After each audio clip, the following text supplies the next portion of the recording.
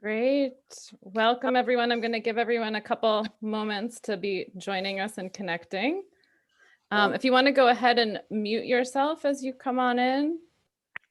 And if you'd like to have your camera on, you may, or you can keep it off, either way. And if you wouldn't mind just going ahead and renaming yourself in the participants list, if you could just have your name and your library, it helps us take attendance and check off our registration list a little bit easier.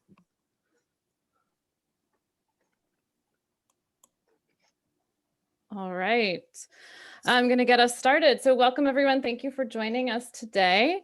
My name is Ashley Sklar. I'm the Adult Services and Community Engagement Consultant with DLD. I am sure most of you know what DLD is, but just in case, DLD is the arm of the state library that provides leadership, funding, education, and statewide services to all the libraries in Connecticut. We also work on a regional and national level with our state agency counterparts and partners to advance the field of librarianship, as well as all the humans like you all that make all of this work possible. And to continue to build on this work of ours, we will be sending you a survey evaluation after today's program via email. We would very much appreciate it if you would take a moment and share your insights with us. It informs how we craft our programs and services going forward, so thank you. A couple more housekeeping things. We will be recording today's program for sharing along with the slides. Both of those will be up on our website, and we will send those all to you as well via email. For those of you, I'm checking, but we also have the live caption option. It is on. It might be automatically showing up on your screen. If you go down to the toolbar at the bottom, you should see the live captioning option, and you can go right on in there and have this option either turned on or off for yourself. And there's also an option to adjust the settings to make it larger or smaller. We will be saving the transcript at the end, and that too will go up on our website along with the recording and the slides. Next, I just want to invite everyone to feel free to ask questions throughout the presentation. You can feel free to type them in the chat. I will be monitoring that, and I can share them for you. Or if you just would like to speak them yourself, let me know or just chime in. We're pretty casual, informal. We want to make sure we get everyone's questions heard, and of course, there'll be time at the end as well. With that, I am very excited to introduce Melissa Marshall, whom I first had the chance to meet during Disability Awareness Week this past October. She presented a program sponsored by Otis Library in partnership with the Norwich Commission for Persons with Disabilities. She was fantastic, and I was very excited to be able to bring her here to DLD to share with you all. Melissa Marshall has dedicated her entire career to obtaining equal access for people with all types of disabilities. At Hampshire College, where she received her bachelor's degree, she was one of the first people in the nation to major in disability studies. She went on to receive her JD from the University of Connecticut School of Law. A Connecticut attorney, Melissa is known nationally for her expertise in disability civil rights law and her bias awareness workshops, consulting for businesses, government agencies, nonprofits, and extensively in schools. Melissa most recently has been utilizing her expertise in ADA and other disability rights law to ensure that people with disabilities impacted by disaster have equal access to disaster-related programs and services. With that, I am pleased to welcome and turn it over to Melissa, and I'm going to share my screen and get her presentation started. Hi, everybody. I'm Melissa Marshall. Thank you for the great introduction. Ashley, it feels like I've known you forever. It's hard to believe that that was only in October because things go very slowly and yet very quickly at the same time. So welcome, everyone. I am a late middle-aged, older, I will say older, white woman with gray hair, and I have purple rimmed glasses. And today I'm wearing a kind of autumn color print top with like wines and rust colors in it. And so welcome, everyone. So just so you know, the reason I introduce myself in that way is that is how we introduce ourselves to make sure it's called audio describing yourself. And I'll be talking about that later to make it accessible so that I can see people's faces so they know who they're talking to generally. Some people might go as far as say I have an abstract painting in the background, which I do. Some people might go as far to say I'm sitting on a recliner, which I am. I choose not to do that. Different people can do that in different ways. So we got the next slide, Ashley, for introductions. Yeah. So anyway, so I want to welcome you, and there's nothing that brings joy to a trainer's heart by having too many people to do introductions. So that is really exciting. I am thrilled that so many of you are here. I see that there's 42 people here already and more people coming. So welcome all of you, and I am thrilled to be here. Next slide, please. Okay, ground rules. We're gonna have rules here. First, maintain confidentiality. Obviously, what happens here stays here amongst the 44 of us that we don't know who we are. But ask questions, as Ashley said. Don't be afraid to ask a question. Asking a question means you're the person brave enough to virtually raise their hand and say, I didn't get what you're saying, or what about this? Because I guarantee you, if you have a question, someone else either isn't brave enough to ask, so help them out, or they haven't thought of it yet, but we'll think of it. I was going to say in the car on the way home, but probably no one's going to be in the car on the way home, depending on whether you're working remotely or virtually. But they'll think about it later. They'll think about it tonight as they're falling asleep or when they're making dinner or whatever. So please ask any question. There's no such thing as a stupid question. There's just uninformed questions, and that's fine, and all you need is information. The second rule is the really, really important rule, which is to have fun. I believe, as is proven true, people learn better when they're more relaxed and they're having fun and they're having a good time. Laugh, be light about it. It's serious obligations you have, but that's okay. Have fun. Normally, when I'm in person, I do what I call fabulous prizes, and they are small little prizes. Think of things you might get at a children's birthday party that you might buy like at CVS or the grocery store, even little tiny cans of Play-Doh. Sometimes I do, little super balls. And sometimes I tell people they could leave here today with a brand new car. It's a Matchbox car. So I can't do that virtually, but I can send you virtual fabulous prizes. I wish I could.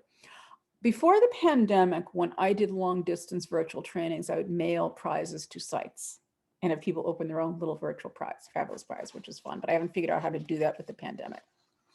Anyway, so ask questions, keep confidentiality, and most importantly, have fun. So today's learning objectives, I'm really serious about the learning objective part. In the next 90 minutes from now, 87 minutes from now, you'll be more familiar with libraries' obligations to people with disabilities and how to best meet them. And you'll be able to identify resources that can help your library meet its obligations. Next slide, please, Ashley.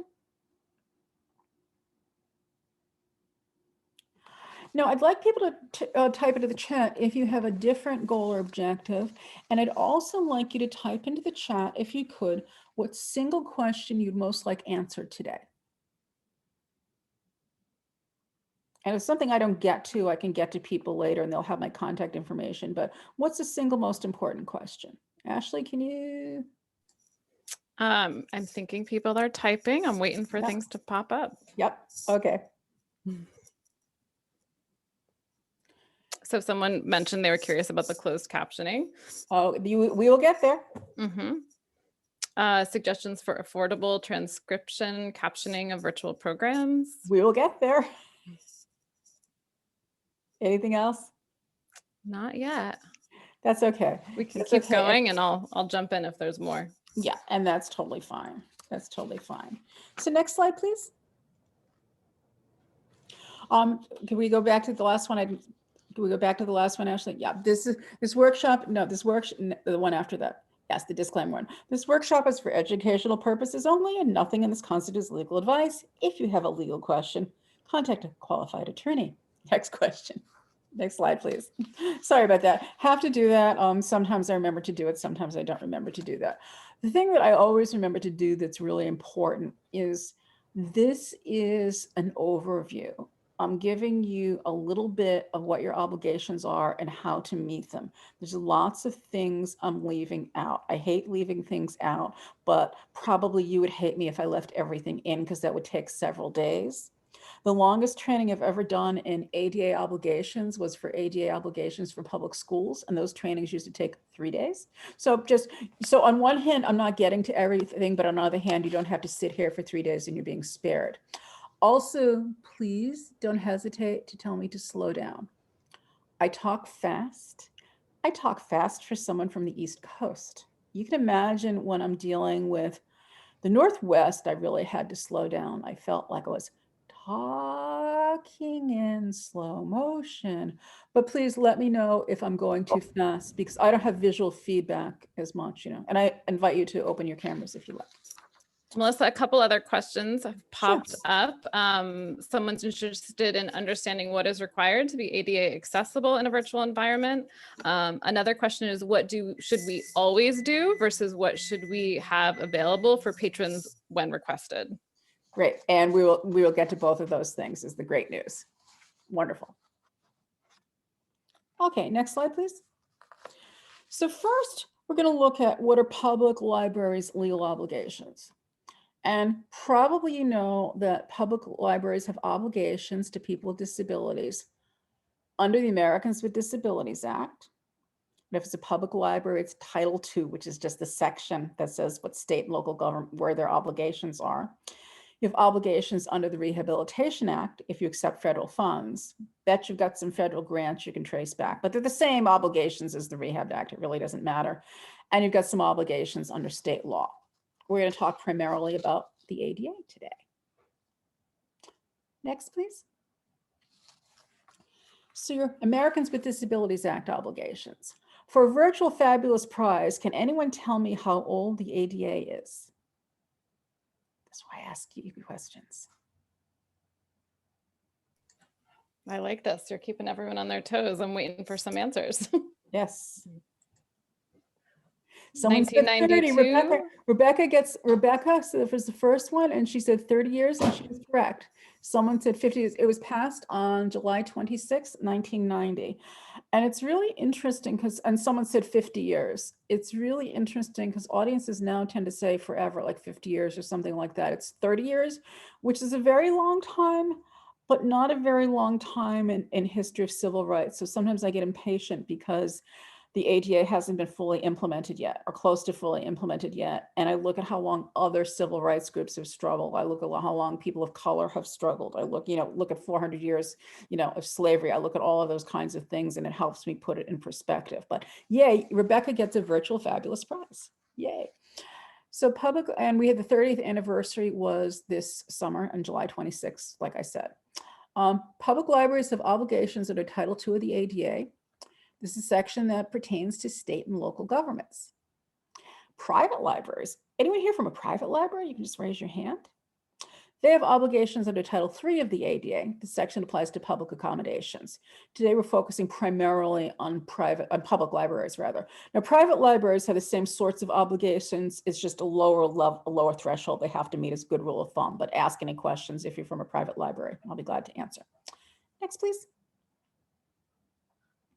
Again, Americans with Disabilities Act and Section 504 of the Rehabilitation Act are virtually identical. And the Rehab Act obligations kick into place when there's federal funding, like I said. Okay, next, please. Now, question people always ask me, who has a disability under the ADA? It's not a question people always ask me. There have been tens of thousands of lawsuits and legal actions about who constitutes somebody with a disability under the ADA. I'm not exaggerating. Under the ADA, someone with a disability is an individual with a physical or mental impairment that substantially limits one or more major life activities, someone who has a history or record of having such an impairment, or someone who's regarded as having such an impairment. That sounds pretty simple, kind of. Kind of simple. You wouldn't think tens of thousands of lawsuits about this. And in fact, the ADA was amended in 2008. It was called the ADA Amendments Act, and it clarified the definition of disability. It didn't change anything in the law. It just said, we're clarifying the definition to make sure this includes people with HIV, people with cancer, people with autoimmune diseases, people with cell function disabilities, people with sickle cell, people with diseases, but not people with short-term illnesses. And that was clarified. It was something we always knew and we always trained upon, but we started getting some court decisions that said, okay, this person has an IQ slightly under 70. They graduated from high school with a certificate, not a diploma. They have a job coach, but they don't have an intellectual disability or any kind of disability because they can drive. So we were getting some bad cases. So just fun facts why we did that. Next, please. Programs must be accessible to and usable by individuals with disabilities. That's your program access obligation. We'll be talking about that more. Hold on to this slide for a second, Ashley, because I left some stuff out. Equally effective communication must be provided to people with speech, visual, and hearing disabilities, and some general non-discrimination obligations that you've got to meet. And we'll be talking about those. Okay. So what kind of programs, this is where you guys get to talk in the chat. What kind of programs, or you can speak and unmute yourselves. What kind of programs, and I'd like to keep a list somewhere, does your library provide? And let me tell you the reason I'm asking this. I used to do lots of work with municipalities, and I still do. And I'd have the municipality there, and I try to get the point across that some departments do lots of programs that you wouldn't think of. So I would always pick on the librarian. I'd say, who's here from the library? What programs do you offer? And that would be a 20-minute exercise. And I would go, and I'd say, and you got to make all of those accessible, not just your library building. Your building and facility has to be accessible. You got to make all those things accessible. So what? Story times. What else? Zoom story times, webinars, book clubs, art groups. Now just virtual, but they're planning for small groups for the, what's the SRP? Anyone? Maybe spring, maybe that, or summer reading program. Summer reading program, sorry. That's okay, that's okay. Virtual book groups, yes. What else? Currently we offer virtual programs like book groups, writers groups, nature programs, history programs, story times on YouTube, and book discussions, lots of grab and go kits, takeaway crafts, knitting groups, D&D, Dungeons and Dragons, yes, cool. Cooking classes, trivia contests, science activities over Zoom,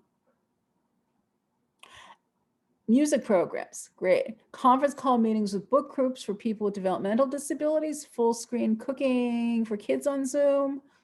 I want to go to all of these. I missed some. Meditation and yoga, awesome. So you have lots of programs that you do, and I'm guessing when you're in person, you have art in your library. And sometimes you show films in your library, correct? Yes. Anything else that you do in person back in the pre-pandemic times that you did? In the before times? Film talks, movies available for streaming, yes. Public speaking groups, chess club, puzzles, concerts, education, outdoor music, crafts, computer coding, computer classes. I love libraries, this is so cool. We did film and outdoor story time, robots, yes, robots. We used to do book clubs, dance parties for kids, yes, and dance parties for adults.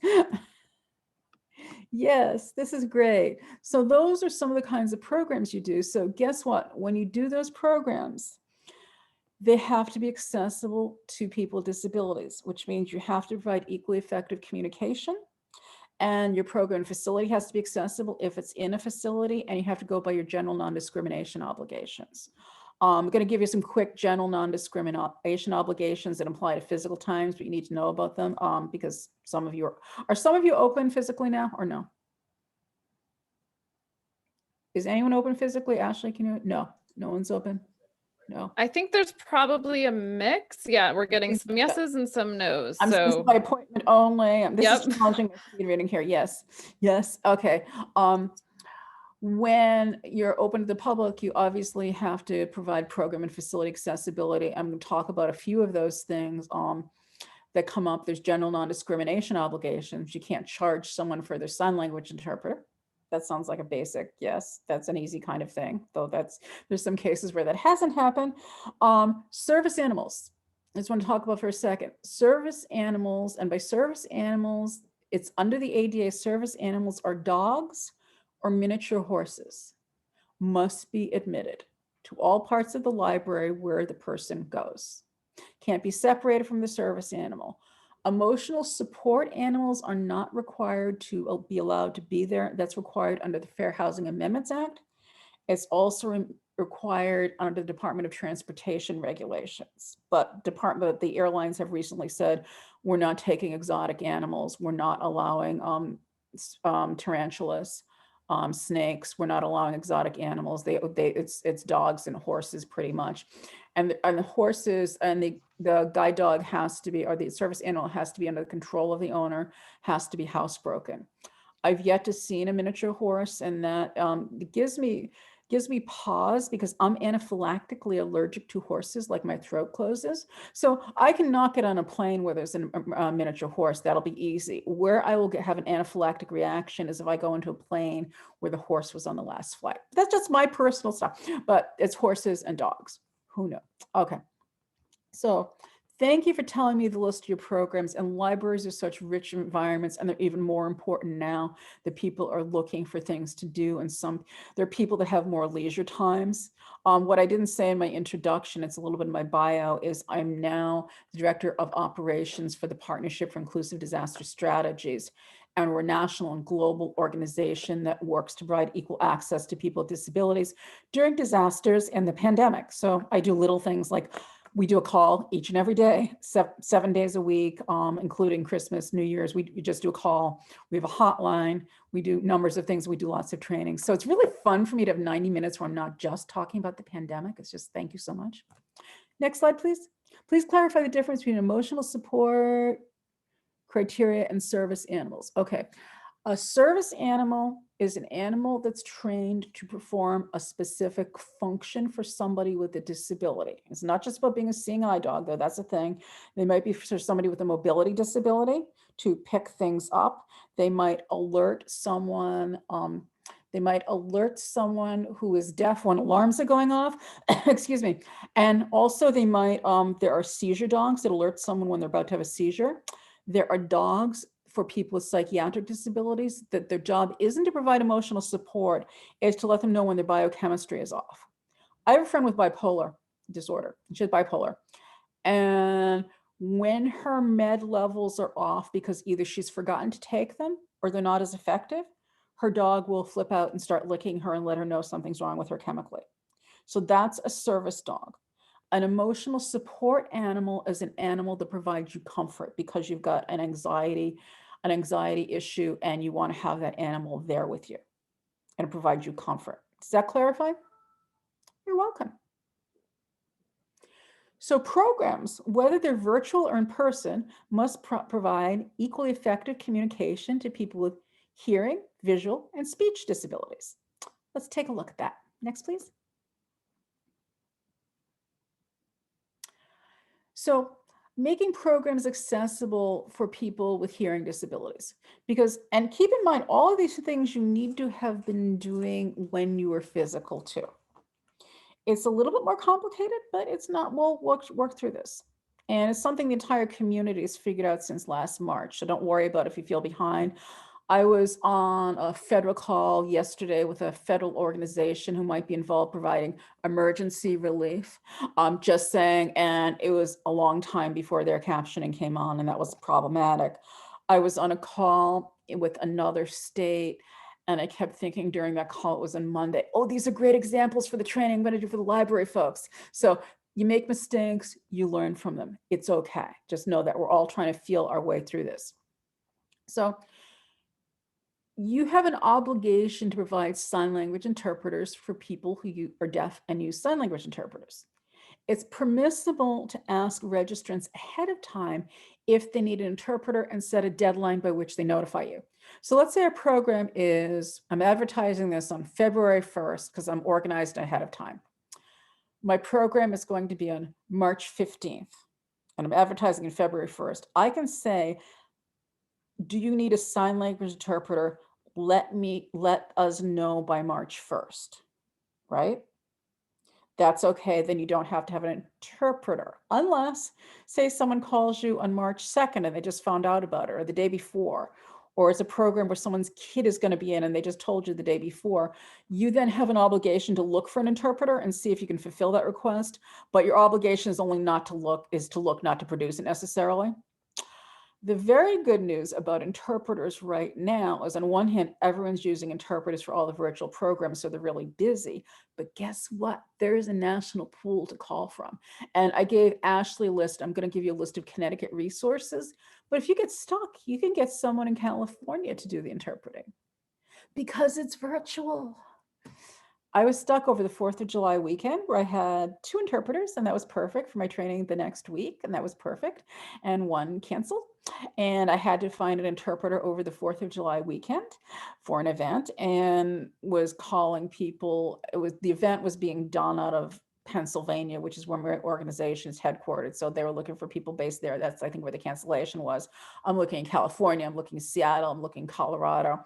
Go to Colorado, I have a friend there. She refers me to someone who refers me to someone who found me an interpreter in Connecticut. Like, you know, there's networks of interpreters. So if you're ever stuck, the pool has gotten bigger, which is kind of exciting and good. So anyway, so you don't have to provide interpreters, and it's not a good use of your resources to have an interpreter at every meeting. If you're doing something disability specific, or if you know deaf people are coming or are likely to come, you might want to reach out to them, say, hey, are you coming to this?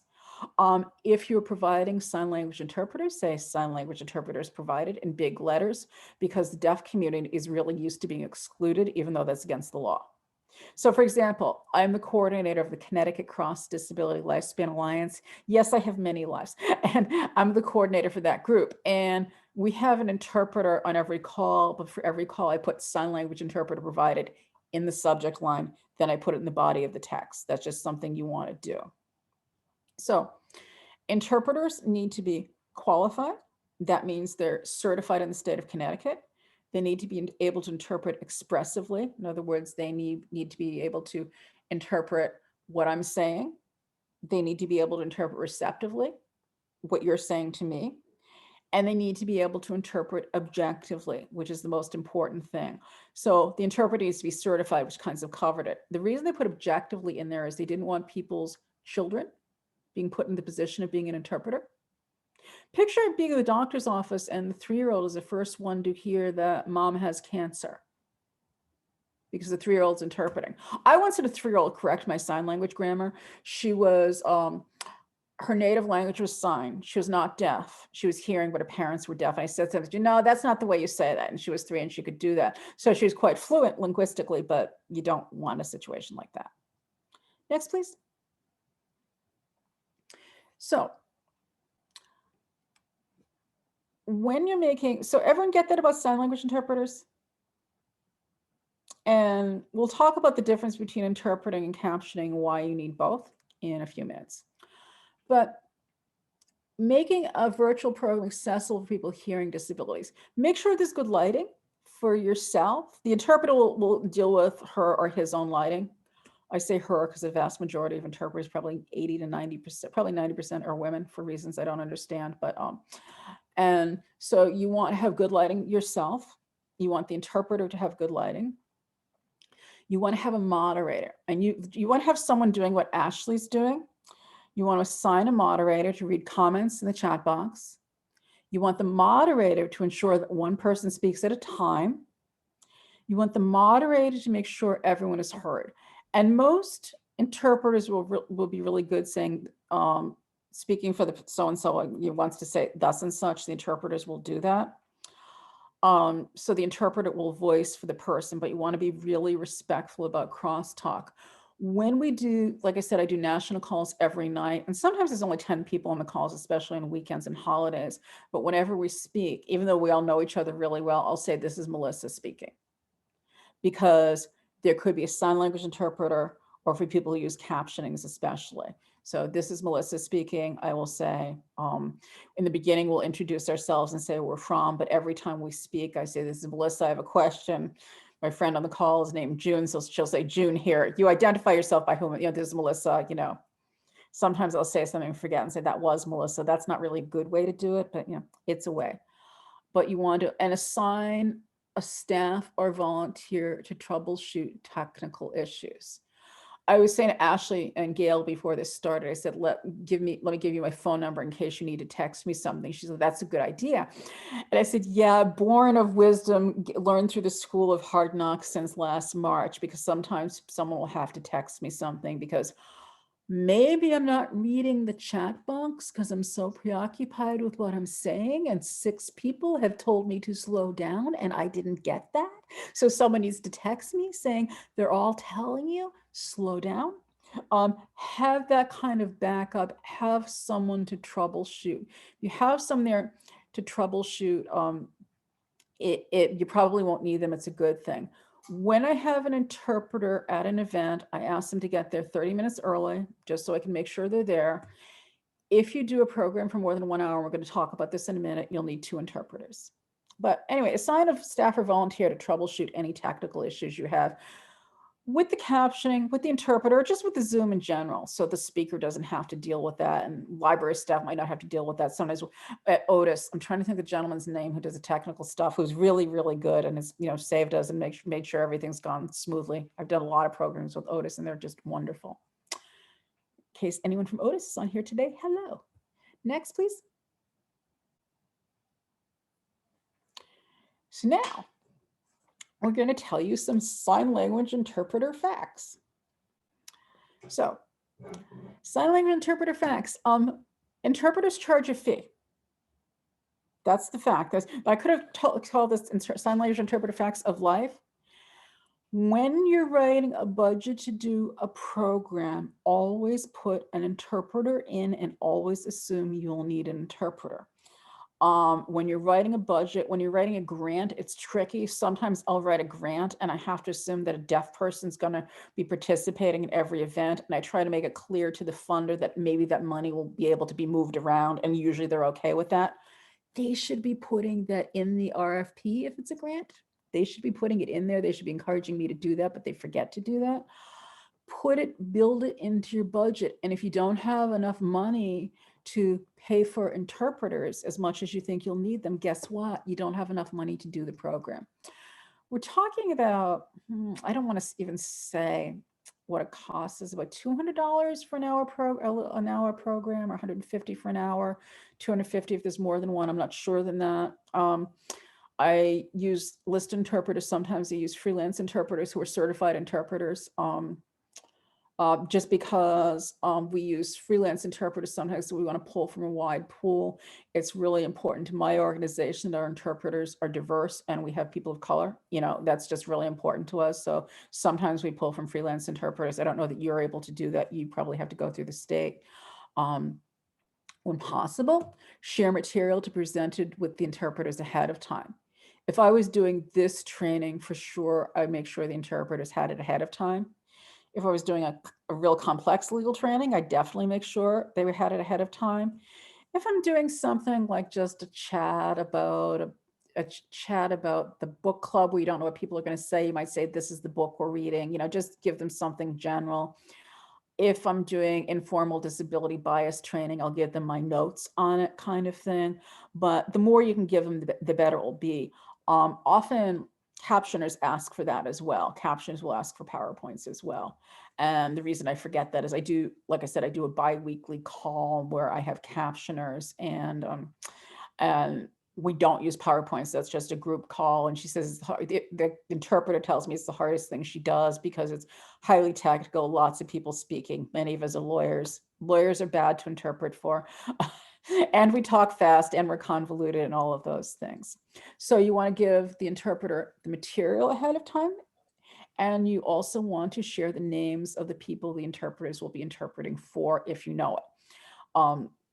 And Melissa, we actually have a question in the chat. sure. Excuse me for jumping in. Are there grants available for funding these things? I know that as a children's librarian, I offer 2 to 3 programs a week, and I have a very small budget for the entire year. Many small libraries have no budget for their children's department and rely entirely on grants and donations. Unfortunately, I don't have a resource to point you to. That doesn't mean you can't look for it, and it doesn't mean you have to have every one of your programs interpreted. If you've had the request, I would go with that. And they're going to notify, especially with children, they're going to notify you ahead of time. But it's something that we'll talk about the limitations on your obligations. You don't have to do something if it's an undue financial burden or if it fundamentally alters the nature of your program, but they're not going to look at your budget. They're going to look at the library's budget. They're also going to look at the municipality's budget. So it just needs to start getting written in because this has been around for 30 years. So you need to tell your sources of funding and revenue. It needs to be done on the town level when they're doing their budgets. They need to be budgeting money for interpreters. I know there should be grants for this, but there should be. Another question: what is a captioner? Ah, thank you. A captioner is someone who, it's called CART in my circles, which stands for Computer Assisted Real-Time Transcription. And we're having captioning done by Zoom, and it's automatic transmission. It's automatic captioning done by artificial intelligence. It's not done by a person. It's fine because we didn't have a request for captioning from a deaf person. What captioning is right now I see what I'm saying on the screen in front of mine. So that's what captioning is. Makes sense? Does that answer your question? Thank you. You get a fabulous prize. Let's see. You get a virtual prize. You get, I'm going to give you a can of neon orange Play-Doh, a little one. Just saying. There's one other question here. Might sharing the name be a privacy issue? I guess we asked the patron first. I think that popped up while you were speaking a little bit back. And yes, it's a privacy issue. Here's the issue, because when I first started doing this many, many decades ago, they'd say, who's the deaf person we'll be interpreting for? And I would say, who wants to know? Why do you want to know? And the reason they want to know is different deaf people use different levels of sign, have different levels of sign proficiency, use different types of sign, and that's why they want to know. The deaf community understands that and wants you to share that with people. You can share that with the deaf person, but they know that and they want that, because if I say to someone, you're interpreting for Jim, they know Jim likes to voice a lot, so they need to have an interpreter that doesn't have to voice for him, but that can cover sometimes when he doesn't want to voice. Or they know that someone uses no voice because they use just ASL, or they know that someone uses a hybrid. They call it a pigeon of sign language and English, and pull those two together. So it makes for a better fit for a match for the interpreter and for the deaf person. And interpreters like to know what they're going into. I once had, and this is for a very specific audience, I had once had people using American Sign Language and other people using Sign English. So I actually had 2 different sets of interpreters in a long training. And so it's a language in of itself. I'm going to be talking about that. So one more question before we get back to the slides. Questions are perfect. I love this. What are reasonable deadlines for patrons requesting interpreters? It depends on when you put the notice out. You know, if you put the notice out 2 weeks before, then tell them maybe 1 week before. If you put the notice out, you know, you want to put the notice out as soon as possible. The other thing is, it often takes a week at least to get a sign language interpreter. So I'd give it at least 10 days before the event, maybe 2 weeks even. And the deaf community knows it's because it's hard to get interpreters, and you want to make sure you're getting the right interpreter for them. Other questions? Great. So anyway, so it's got to be in your budget. If the program is more than 1 hour, 2 interpreters are required. Now, why is that? Doesn't sound like 2 hours is a long time to work. There's 2 reasons. First of all, Sign language translation is very intense and requires a lot of concentration and is exhausting, because what you're doing is Ashley is saying something. I'm taking what Ashley is saying in English. I'm translating it into another language, American Sign Language, with a different word order, syntax, vocabulary, and idiom. And then I'm signing it. Then if there's a question, I'm taking it from the deaf person, I'm doing the reverse. I'm taking what they're saying in American Sign Language, translating in my head with an idiom that might not translate into English, translating that back to Ashley. So it's complex and it's exhausting. And I want to give an example of how I learned this. When I don't sign, I have cerebral palsy and a dexterity problem. My dexterity isn't great. And I'm told I sign like I have a speech disability, because someone will say, do this. I'm putting my second finger in my thumb right now. They'll say, do this. But if I'm not looking, I could be putting my third finger in my thumb and I can't tell unless I'm seeing it. So my sign is kind of convoluted. So I'll never be an interpreter. I'll never be that proficient, but I know a lot about sign language linguistics.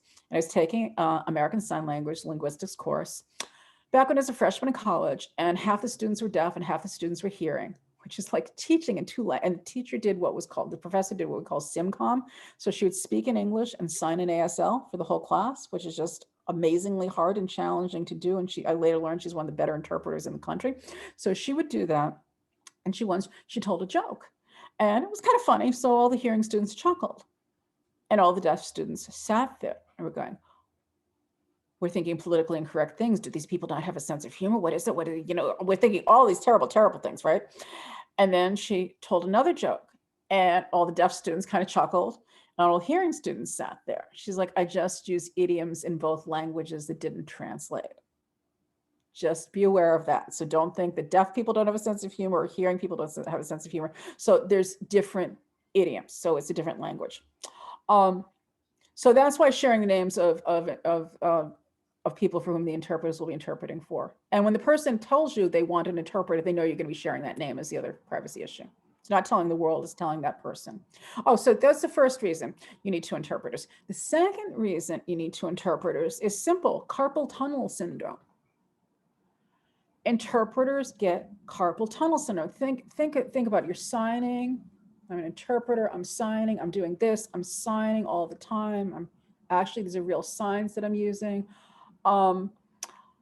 People get carpal tunnel syndrome, especially when they're keeping up with people like me that are interpreting. They have to use their hands in lots of different ways. So those are the reasons. When it's over an hour, there needs to be two interpreters. It's not because anyone's greedy or anyone wants to make money. It's a really, really necessary thing on a bunch of levels. Next, please. Now you had some interpreter facts, like that they cost money and you need two of them and all these things. Let's do some American Sign Language facts, which I already talked about. ASL is a language in and of itself with its own grammar, syntax, word order, and idiom. If somebody's native language is sign, they may not be proficient in English. So they could have a PhD, but not be proficient in English. And not all deaf people use American Sign Language. I have a friend who's hard of hearing, and she was taught in the oral tradition, which means she reads lips, and I think she had a cochlear implant, which is an implant where you amplify hearing. So she didn't sign at all. And then other deaf people grow up signing. If it's your native language, it's a different language. So people say, well, why can't deaf people just read captions, or why can't they just read notes? Well, I'm just reading this captioning here. First of all, it's going by very quickly, so you have to be pretty proficient in English, and I'm a native English speaker, and it's my native language, and I read quite a bit, and I'm fluent in English, and it's a lot to read and take in, and it's harder. And if I became deaf tonight, tomorrow, the way for me to participate in this program would be to look at the captions because I'm fluent in English. If I'm someone who signs, this is going to be a bunch of gobbledygook going by very quickly with acronyms and abbreviations and all of these things, and it's not going to make sense to me. For instance, someone comes up to you at the library and they say to you, they write down, finish the movie. You're saying, tell they speak English. What that means in ASL is, have you seen this movie? It's just a different word order without the verb to be is completely different. So sometimes it's confusing. That's why captions aren't the same as having a sign language interpreter. That's why having a sign language interpreter isn't the same as captions. Melissa, I just wanted to let you know your camera just went off. My camera went off. I Yeah. see that. Oh, that's very bizarre. I didn't touch the mouse and something happened somehow. I thank you for letting me know that. But that wasn't a hard fix though, so that's a good thing. And understand when you're providing interpreters and when you're providing accommodations, something will go wrong and we're all still trying to figure it out and we're all making mistakes. I know I've said that a bunch, but I will keep saying it. So anyway, so not all people who sign use ASL, and there's different types of sign language. There's signed English, which is a code for English, unlike there's people who use what's called home signs, which is a sign they kind of learned at home. There are people who use pigeons, which are a mixture. And fun fact is, if I go to the United Kingdom and I'm deaf, they're not going to understand my American Sign Language and vice versa. But if I go to France and I'm deaf, they're going to understand ASL. It doesn't track the way spoken language tracks. The reason American Sign Language is like French is a man named Gallaudet came here and founded the American School for the Deaf, which is in West Hartford. And I don't live anywhere near American School for the Deaf. It's like a 5-minute drive, at least a 10-minute drive, but I'm off Gallaudet Drive and it's about that Gallaudet and Gallaudet University, which is a deaf university. So just know it doesn't track. So it's an own language. Now, deaf blind people use different specialized interpreters. Deaf-blind people can use, some deaf-blind people have some signs, so they use what we call elongated signs. So the signs are very big. I'm not signing here, I'm just making big gesture with my hands. Their signs are very big. Other people follow onto someone's hand. I had a friend, I knew a person who was he was a late deafened adult. So his speech was typical, but he couldn't hear. So what people do is finger spell. And that's when you spell out each word, you'd finger spell it into his hand. And like 1 tap would be no and 2 taps would be yes. So you'd spell the words into his hand. So there's lots of ways of doing deafblind. There aren't as many deafblind people, but there are a sizable number in Connecticut. And that's another type of interpreter you might be asked to provide. And that's a whole other thing, but just something to be aware of. You'll know that ahead of time and someone will ask for that ahead of time. They're not just going to show up and say, oh, I'm deafblind, provide an interpreter for me. And sometimes I've seen situations where they have an interpreter signing into ASL to a deaf person who then does tactile interpreting. That deaf person is a certified signed interpreter for deaf-blind people. Next, please. Resources. Okay, if you click on sign language, or if you go to the site and click on sign language interpretation, this takes you to a site called 211. You know 211. You go to 211 and you have to scroll down, and if you click on sign language interpretation, you'll get resources for sign language interpreters. You won't get funding, you won't get payment, you get places where you can find interpreters. And this is just in Connecticut, and probably as state entities, you're going to have to go with the Connecticut approved list, and that's pretty much the list on 211. I use disabilities, this is a plug, I use lots of interpreting, but Disabilities Network are used in Connecticut, which is a Center for Independent Living for people with disabilities, does lots of sign language interpreting. And I use lots of different other services. They're not the only one, they're great, all of them are great. So check that out and call in advance, let them know in advance if you need interpreters. And you have to go through the state system. I work briefly for the state, and that's complicated, and they've got their approved vendors. You want to make sure you have your vendors approved ahead and you know how to deal with that level of bureaucracy. And Godspeed. Godspeed with the government piece of this, but you click on that for sign language interpreters on that link. And just to let everyone know, we'll include that in the resources that go up and go out after. Yeah, you'll get a copy of this. Yes, absolutely. Next, please. Captioning facts. Again, captioning isn't the best alternative for people who sign because it's in English. Captioning can be a great option for people with hearing loss. I don't hear quite as good as I used to as I got older, if I said. I'm a late deafened adult. I'm someone who is hard of hearing. And hard of hearing is a term that's used in the deaf community a lot. It means people with some hearing loss but aren't fully deaf. So those are the people. So older people, older adults as they lose their hearing, people that lost their hearing for some other reason, and people who never had full hearing but have some hearing might benefit from captioning. Okay, next please. Now I'm going to correct this because this has changed since I submitted these slides to Ashley a week ahead of time, and nothing good comes of that. So the not so good news is most automated captioning has many inaccuracies. I'm looking at the Zoom and it looks pretty good to me. I've used Zoom and had it be bad. It might be because I'm not using a lot of technical speak, and there tends to be one or two people speaking. On the calls where there's a lot of speaking, we had a lot of problems with Zoom. There's another automated done through AI speech speech recognition that does captioning. It's called Otter, O-T-T-E-R. That's O-T-T-E-R, like the cute animal. And that's a captioning service. Is also free. We find that to be a little better because we can't afford to have our calls captioned every night because we have no budget. And given that we're doing it 7 days a week, and if we did, it'd be really, really expensive. So I started to tell you the good news, now this is my world, is that in Connecticut, real-time captioning card is free, and it's through the Sprint relay system. And you can provide them 48 hours notice, and you give them the link. And now, here's the thing. Ashley got in touch with me. Ashley, do you want to share what happened with you when you did this? Sure. This was great. I was all excited when Melissa shared this service with me. I didn't know about the service beforehand.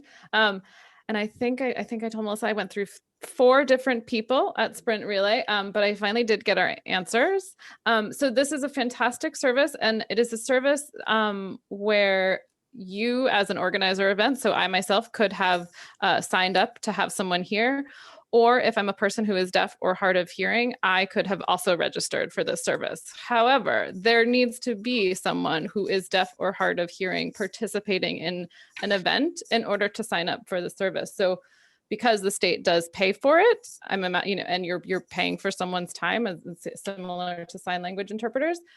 They don't want to commit to having someone here if the service isn't needed. So it was a learning curve for both of us. I was glad I did it, and I think they were incredibly responsive and helpful in providing me all this information. So I certainly would recommend working with them.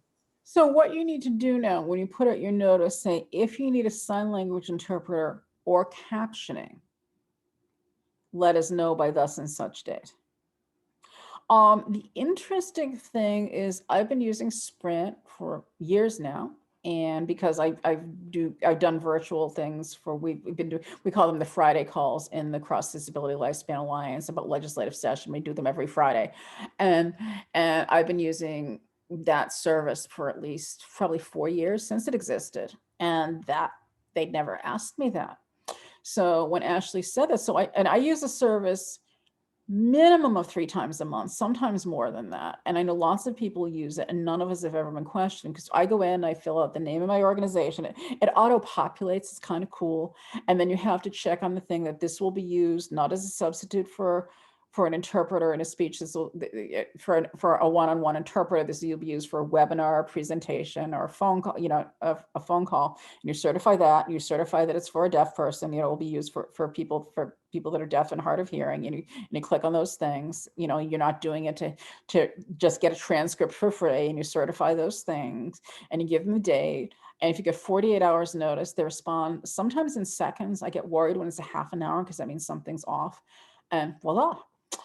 I think that might be because it says Connecticut Cross Disability Lifespan Alliance, or doing it for the Council on Developmental Disabilities or other disability advocacy groups, because they've never asked. So when Ashley told me that, I thought, wow, is this a brand new thing? So I go in and I reserve my call like I always do. And no, it's not a brand new thing. So for large groups, probably because there's so much more of a request, you have to ask for it ahead of time.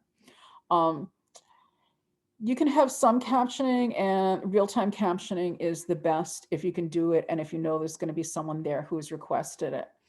And some deaf people would prefer sign over captioning, but are okay with captioning. If you can't get an interpreter, some are just not. And it's not because they're bad people. It's not because they're temperamental. It's because they don't speak the language. It's like, you know, one of my kids speaks lots of languages and they'd say, okay, we're going to present this in Portuguese, not in Spanish. Is that okay? And you go, cool. Whereas most other people wouldn't be okay with that, you know, that kind of thing. So I don't have as good news as I did. However, if you give them notice, it's still there and it's still free. So I guess I do have good news for you. And there is one question here. Perhaps some of our conversation has answered this a little bit, but do you need to have hearing loss diagnosed in order to use the service, or is somebody just saying they have a hard time hearing enough? Someone just says they have a hard time hearing. You don't have to have a diagnosis. You don't have a doctor's note or anything like that. You just have to have a hard time hearing. Yeah, that's never been questioned. Okay, next slide, please, Ashley. Thank you for doing the slides for me, Ashley. This is just great.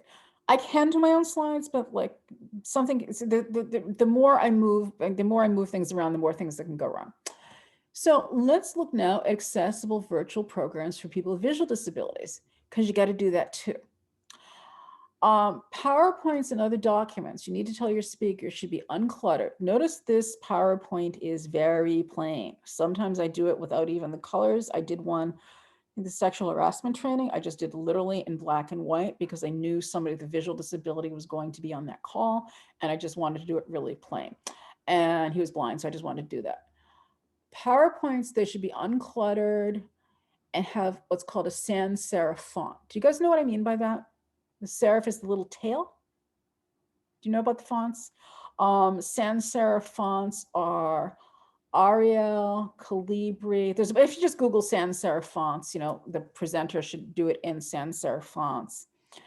And they need to be prepared to read any words on the screen or narrate any diagrams or graphics. My way of looking at that is don't have diagrams or graphics, because it's really hard to remember to read everything. And remember, said on Monday, I was on a call where they were just, I'm saying, oh, this is a good example. I won't say what state. It was not on the East Coast even. It was far away from here. But they were doing this presentation and they had all these graphics, and this person didn't narrate them at all.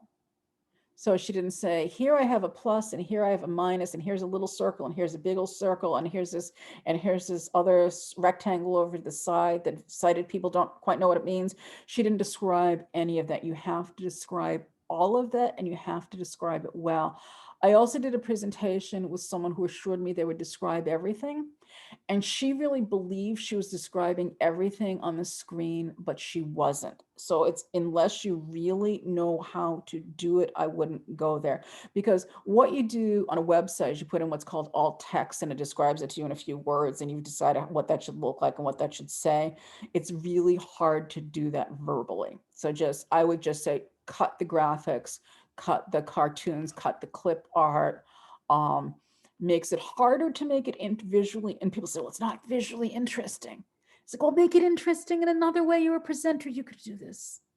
I swear there's ways to capture people's attention other than visuals. And, you know, so make sure the speakers have good lighting. Again, assign a moderator to read the comments and ensure the questions are there. And ensure the written materials, if they're given out, are in screen reader accessible forms, compatible accessible forms. So what does this mean? Your websites all should be, it's Section 508 of the Rehabilitation Act. There's a standard for compliance. And if you're getting federal funds, or and if it's in states have the obligation to be what they call 508 compliant, your website has the obligation to be accessible. You need to check and see if it is accessible. We'll go into some ways you can do that. Asking me is not one of those ways. I can tell you when something's absolutely not accessible, but it's not my skill set. I'm not a technology person. And so your website needs to be accessible, and all of your documents need to be in screen reader compatible formats. And you want to have someone who you can check that with. Sans serif font. If you use sans serif font, it's a document like Word or something like that, it's going to be pretty clean and it should be okay. Again, ask people to introduce themselves before they speak. and ask people to, in a crowd like this, if we had 15 people speaking, I wouldn't ask everyone to audio describe, but if it's 6 people, I'd ask everyone to audio describe themselves, you know.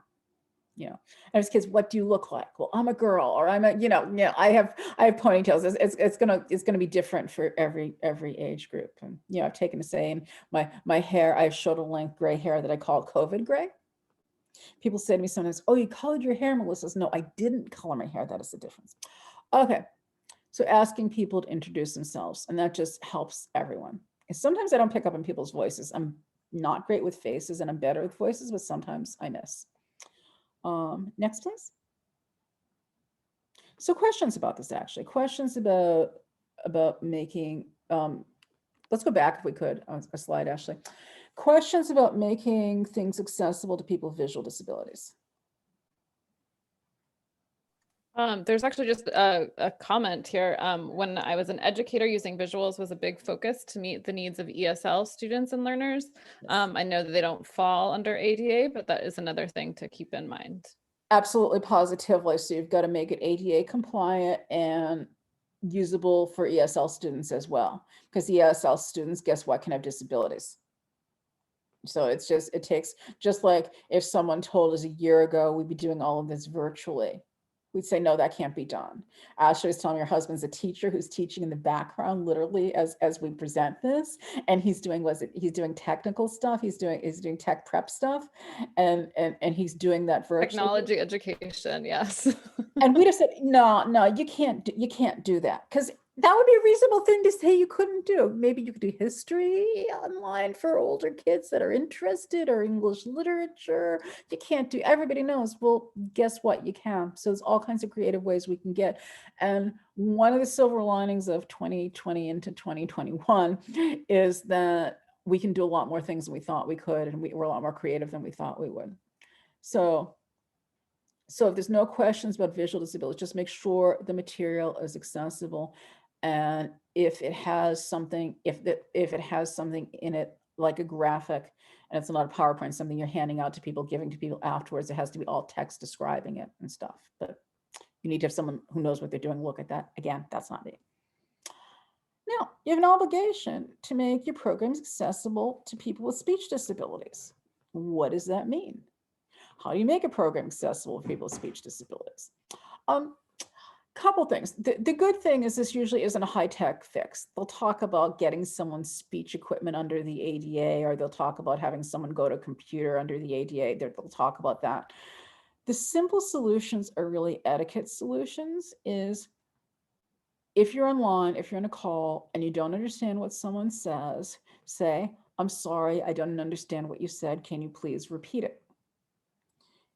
What do you do if you don't get it the second time?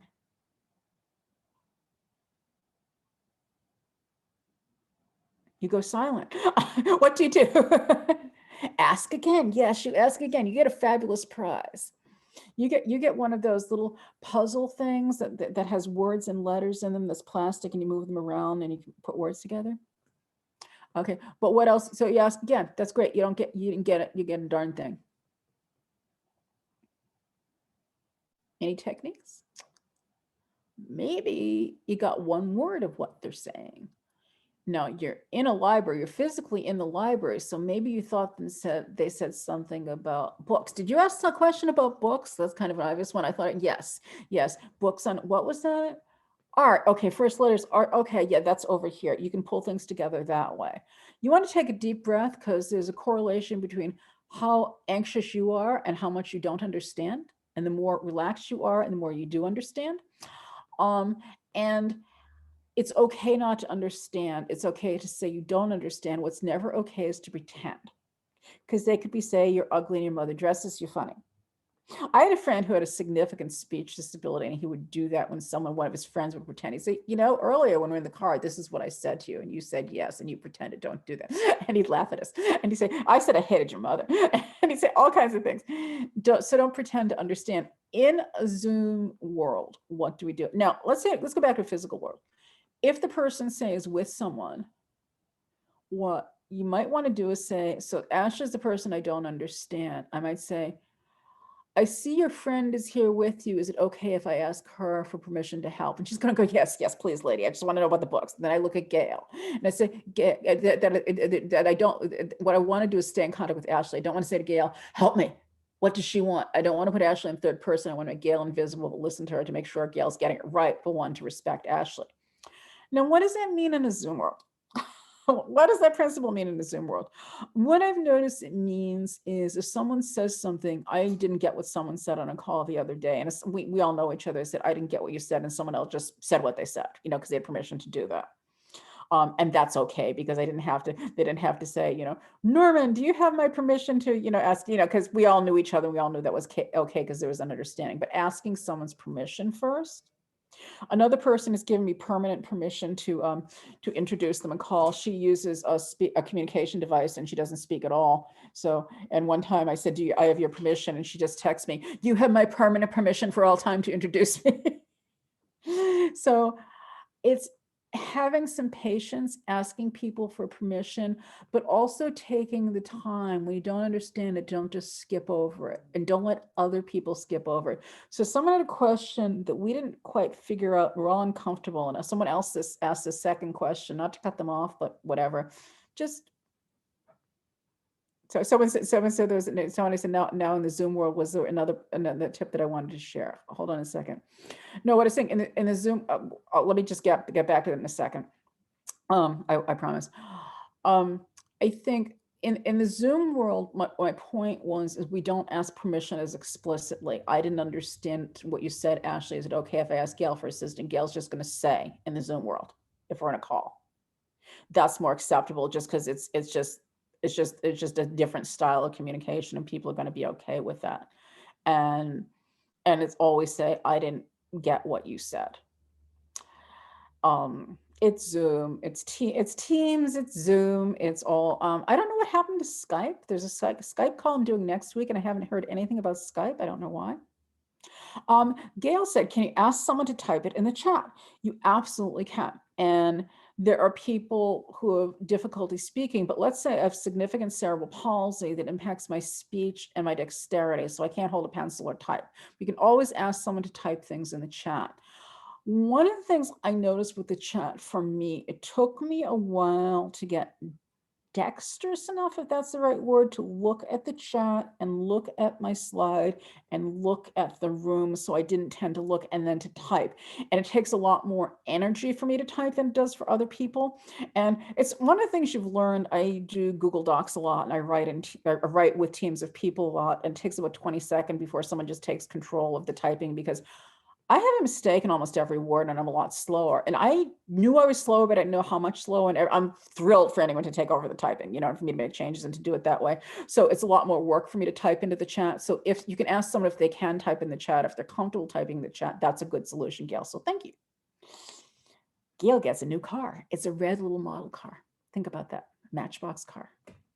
I owe you all these things when I see you in real life.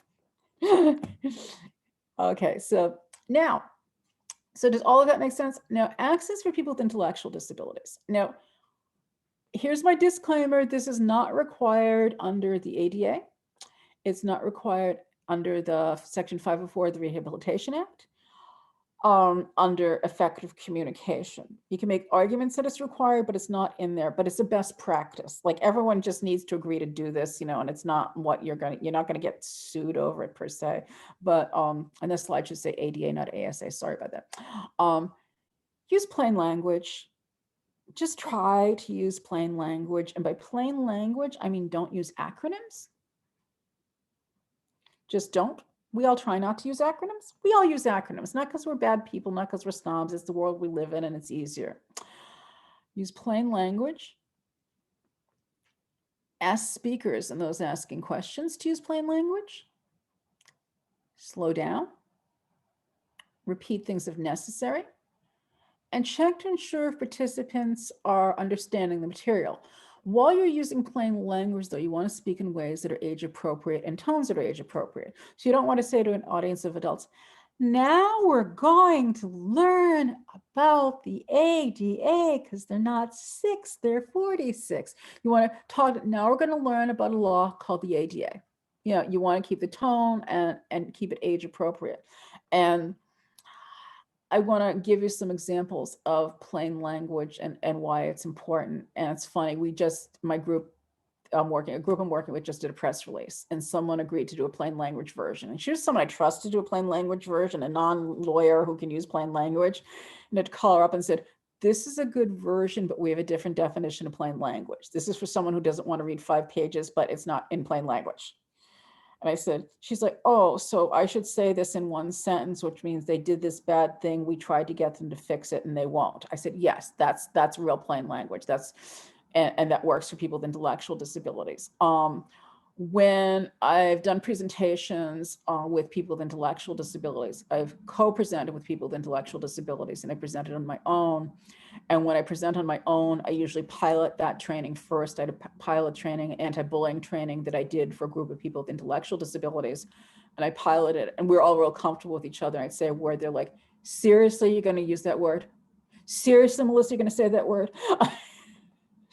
Thought you're smart enough not to know which words not to use. And plain language can be very hard in writing and very hard in spoken, but use it as plain as you can. Sometimes I work with attorneys, and there's one attorney who's trying really hard to say things in plain language. And I said to the group, which included some people with and without intellectual disabilities, I said, if you've got an intellectual disability and you're not understanding this, don't feel badly, because I've got a law degree and I didn't understand a word he just said. So let's try and move this down to a level that more people can understand it and kind of unravel it. It's really hard to say things simply. And it's really hard to, the hardest thing I've ever written in my life was a document on the Americans with Disabilities Act, geared on like a 4th grade level, because I didn't want to air quotes dumb it down. I wouldn't omit anything. I had to insist on putting everything in. It took so much thought.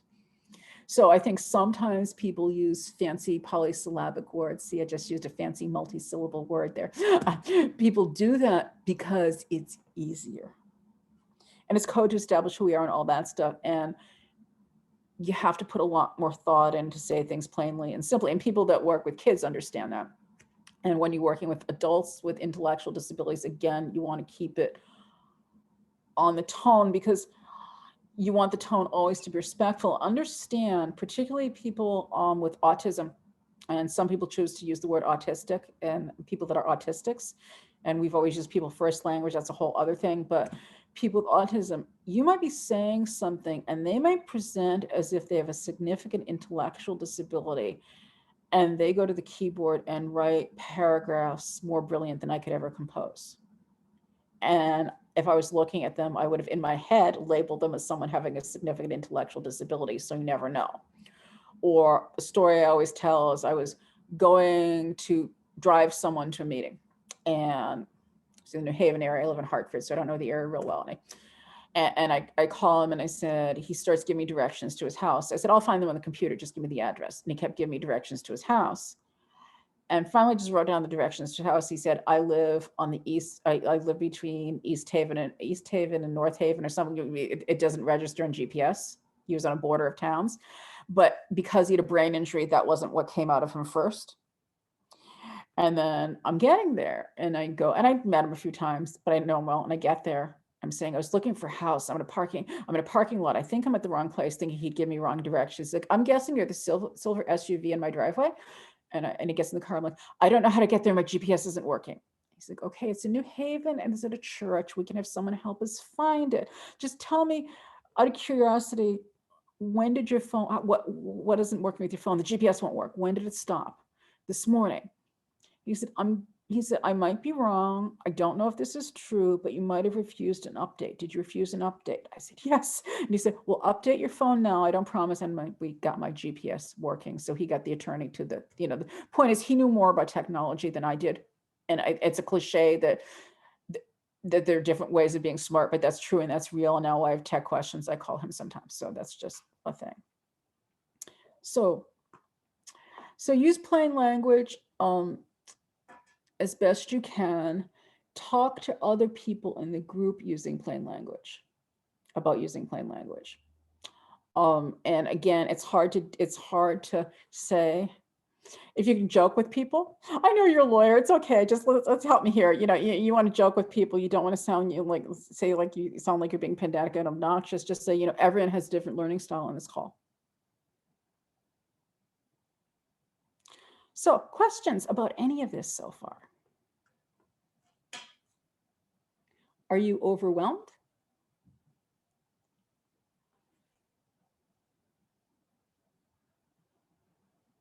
All good. All good is great. Maria, hi. Glad you're on, Maria. Good to see you. I'm glad that all is good.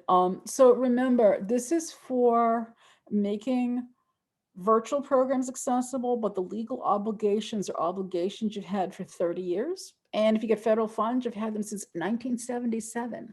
Not so much around the technology stuff. You did not have those obligations. Get your websites checked. Oh, let's keep going. Let's go down one more slide. I'm sorry.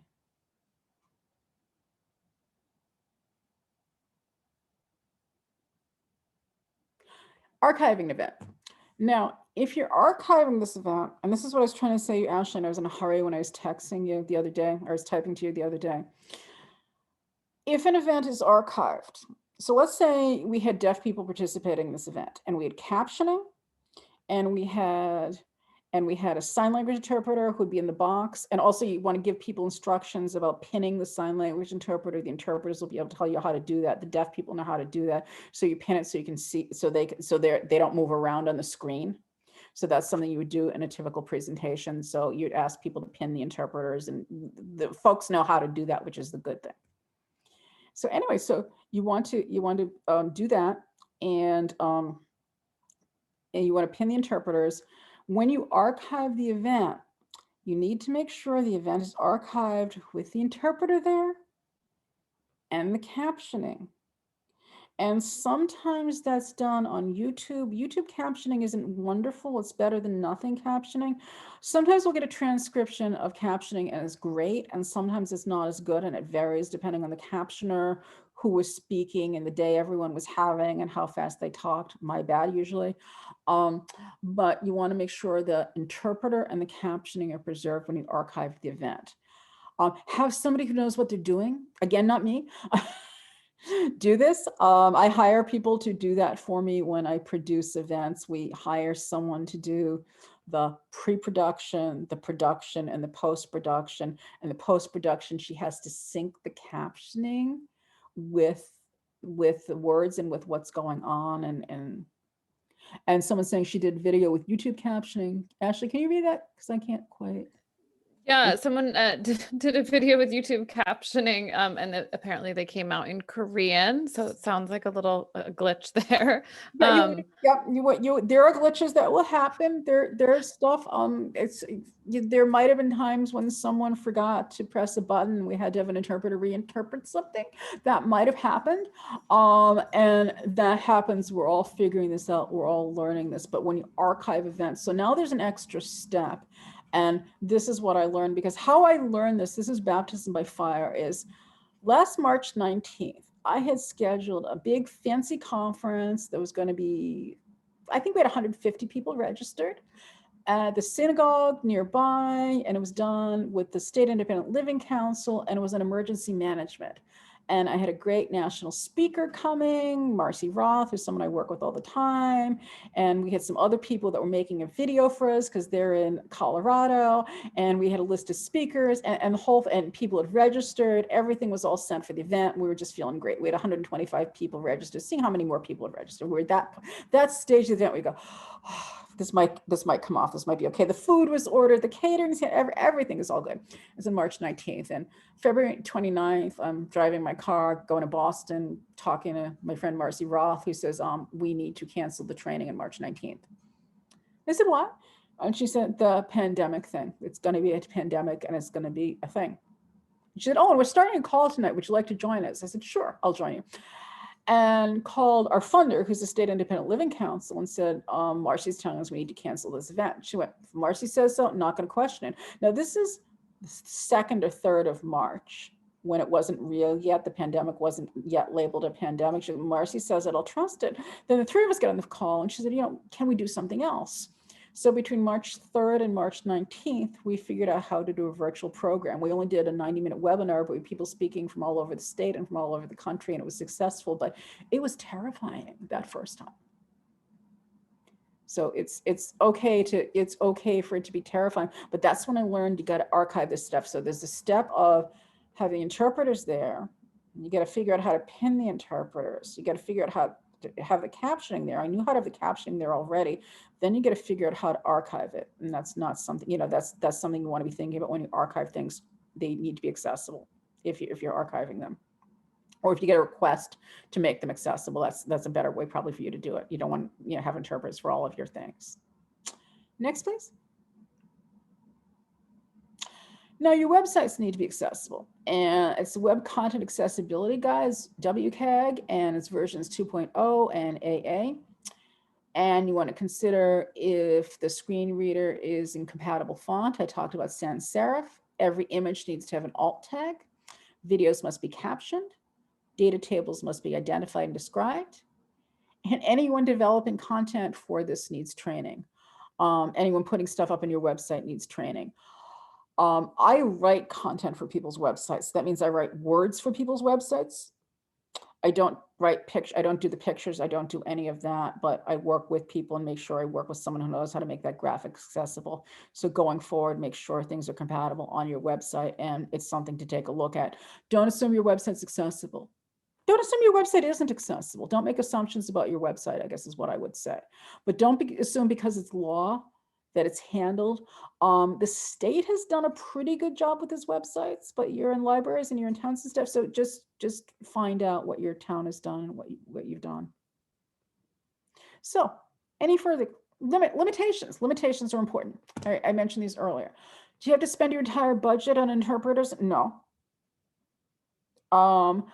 What your limitations are under the ADA and under Section 504 is, does it pose an undue burden on your budget, on you, or does it fundamentally alter your program? So if I go in, and it depends on context, what's a fundamental alteration? If I need everything to be in total darkness in a library, I need lights to be really, really low, that's a fundamental alteration of the program that I'm offering.